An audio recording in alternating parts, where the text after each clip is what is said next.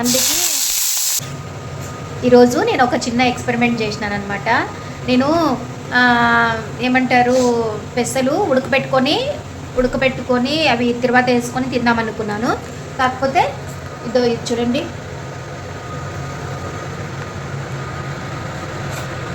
పెసర అట్టు. ఈరోజు వీడియోలో ఏమి what a eat in a day కదా, అది నేను చిన్న షార్ట్లో చేసేస్తారు కదా, అలా కాకుండా నేను ఒక లాంగ్ వీడియో పెడతామనుకుంటున్నాను. చూడండి, ఆల్రెడీ పచ్చడి అయిపోయింది. పచ్చడి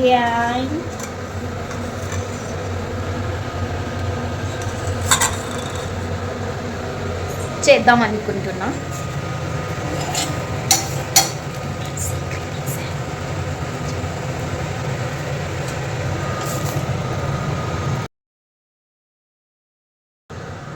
అందుకే ఉప్పుతో మనంగా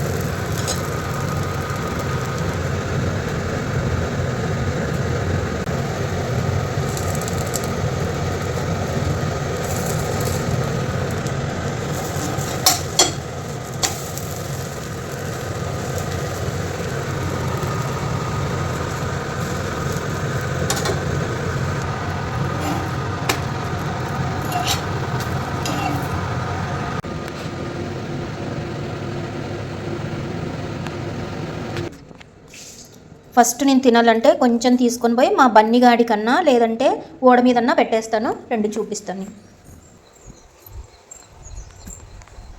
సాయిరా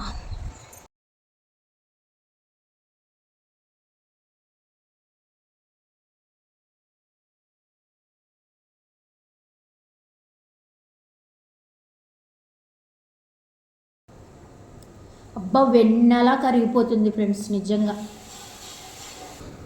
సూపర్ ఉంది. మన చేతులతో మనం చేసుకుంటేనే బాగుంటుంది ఫ్రెండ్స్. బయట నుంచి తెస్తామంటారు. అబ్బా,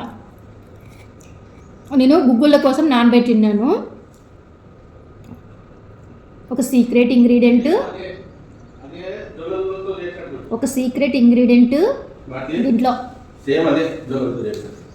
ఒక సీక్రెట్ ఇంగ్రీడియంట్ కూడా బాగుంది.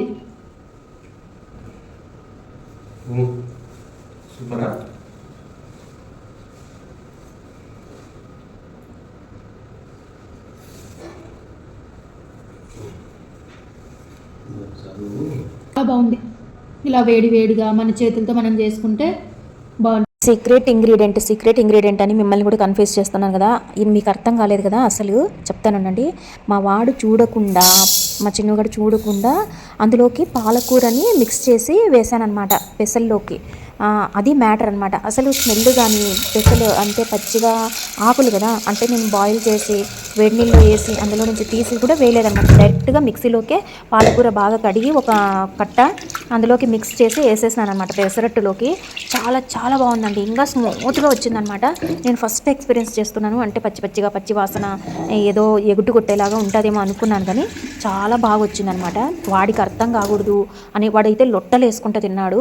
అందుకోసం మేమిద్దరు సైగలు చేసుకుంటున్నాం అనమాట. అలాగా మీకు ఇప్పుడు అర్థమైందా? నేను మళ్ళీ లంచ్లోకి పాలకూర మెంతికూర మిక్స్ చేసి కొంచెం పచ్చిమిరపకాయలు కొంచెం ఒట్టి కారం అలాగా వేసి నేను పప్పు అన్నం చేసేసినాను అనమాట.